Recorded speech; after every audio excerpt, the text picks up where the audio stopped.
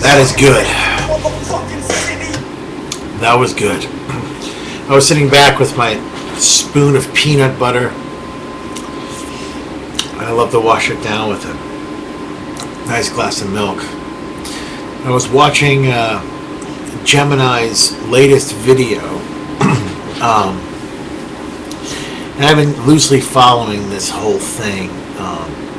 Apparently, there's been a huge rift where, and not that this is anything new, but there's been a huge rift where if you're watching WWE, you're not good enough, but if you've ever watched WWE in your life and you decide to watch ROH or Dragon Gate or something, then you're a poser. I think this is the silliest notion in the entire world. I think all of anyone who's a total mark and total geek for one certain promotion is completely wrong. Well, not wrong. I mean, no one's wrong. Let's get that out of the way first. I know I'm talking to a brick wall, but no one's wrong for being a wrestling fan of any kind of promotion. Personally, I don't give a flying fuck what anybody thinks about my fandom or my allegiance to whatever. WWE is my favorite company because of its legacy, because I grew up watching it, and because I do think it's the best run wrestling company and the best consistent wrestling company there ever has been. That doesn't mean that I don't watch ROH or TNA or Dragon Gate. Heck, I just picked up new Dragon Gate DVDs. You know, wrestling's wrestling. You watch it in different capacities. Just like when you watch a film, you don't always watch a Hollywood blockbuster. Maybe you rent an independent film. You watch a comedy. You watch an action film. Maybe you watch an animation film. Maybe you watch a Japanimation film. Maybe you watch a porno film. I don't know. You know, you're watching all different. It's all different types of mediums that you're watching this thing. You're watching different wrestlers throughout their career at different points. If you watch ROH, you would have seen CM Punk when he was coming up through the ranks, or Samoa Joe, whatever. Okay, I mean, it's really, really stupid to even have an argument about. I mean, it's good and healthy to debate and have debates and arguments about what's better, but when you take it to the extreme to where you're just like saying everybody who likes anything is a fucking idiot, well then, you know, you all look like a bunch of jackasses. I'm not calling any particular person a jackass. I tried to respond to Gemini's video. Why Gemini's video? Well, I figured a lot of people would watch it, and this is pertaining to all those people who are involved in this feud, so I wanted to speak directly to them. But I couldn't respond to it, so I'm just making this on my own. So please forward it along to anyone else you feel needs to hear it. But, you know, wrestling is wrestling. That's it. Enjoy it.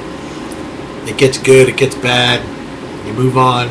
I encourage everybody to do something else. Don't even watch any wrestling for a while. Try that. Anyway, I just had to come on here and say that, you know. And I mean, the whole John Cena thing,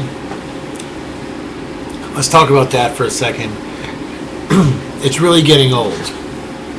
John Cena's never been one of my, you know, favorite wrestlers in any really era of his career.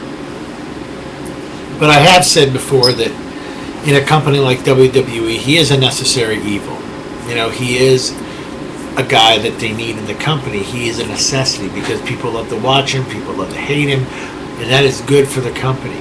And Cena fills a void in the company, and there's necessary for Cena. But I have to say that the John Cena character over the last 6 months, maybe even a little bit more, basically ever since he lost his title to Sheamus, it's really improved, gotten more interesting. And then with the Nexus, it's gotten way more interesting. So maybe they're building towards something. Maybe there's some surprises, you know, but there's other stories to watch in wrestling besides John Cena. If you don't like John Cena, fast forward it. You don't have a DVR by now? If you're downloading the episode, move your cursor, skip the John Cena parts. You know, sometimes when I watch Raw, I watch it in 45 minutes. Not when I was doing reviews for the Wrestling Daily Show, God rest their soul. I watch all the most. Sometimes I had to fast forward because it was so bad. But when I watch Raw, I fast forward characters I don't give a fuck about. I don't care about Zack Ryder. I don't really care too much about Evan Bourne. I don't know. Maybe I will. Maybe one day I'll really watch a lot of Evan Bourne. I don't know. But, like, you know, at this particular time, I don't even watch the match. You know, I mean, a lot of the promos are stupid anyways. So it's like, get over it. Get over it, man.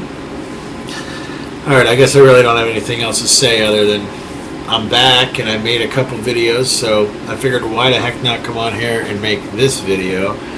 TNA wrestling, God help us. God help us. I hear it's getting better. I haven't watched it since lockdown, so it's kind of silly for me to come on here and comment up to date. From what I hear, it does sound like it's getting a little better. And did Paul Heyman come on board, or did he still not come on board? I'm not clear about that. But seeing Hulk Hogan push Ric Flair in a wheelchair a couple months ago was an all-time low for me. I was like, did I just see that on television? And Eric Bischoff is going to make up for it by playing his acoustic guitar for everybody. If you missed that, Eric Bischoff played acoustic guitar on one episode of Impact. But God, man, and they were actually going good. And I wanted more than anybody to see change brought into TNA. Now, TNA is not a metaphor for what's really going on, but yeah, I wanted to see Hogan and Bischoff succeed, you know, and you know, I thought when they came in there and they started bringing it, and they brought in the Nasty Boys and they brought in Scott Hall and all those old timers, I was like, are you kidding me? Is this for real? I mean, I hope this is maybe just like a one-time thing, or they're just doing this right in the beginning. He actually brought all these guys back in there, and from that moment, from that first Impact on January 4th, I was like, oof, they got to make some changes, and I hope they do. I hope it's gotten a lot better. Write your comments. Tell me to watch TNA again, because I'm thinking of actually trying to watch this pay-per-view, this hardcore ECW thing. I mean, it sounds like they're taking things, you know, they're getting, with Rob Van Dam holding the title, you know, it seems a little better that they can take it in this direction, at least until they find somebody who knows what they're doing to run things. I don't even know how much longer Hogan's going to be there. But I really like the NXT concept. You know, I don't watch every show. Some shows are really stupid. I understand that, but just the fact that the younger guys are getting a push, WWE has made good on that, in my opinion. You know, let's not forget that we were all crying that the young guys don't get a push and they get buried. Well, WWE has really reinvented itself with a lot of young workers this year, and hats off to them. All right, guys. Stay safe. See you next time on Hot Water Wrestling.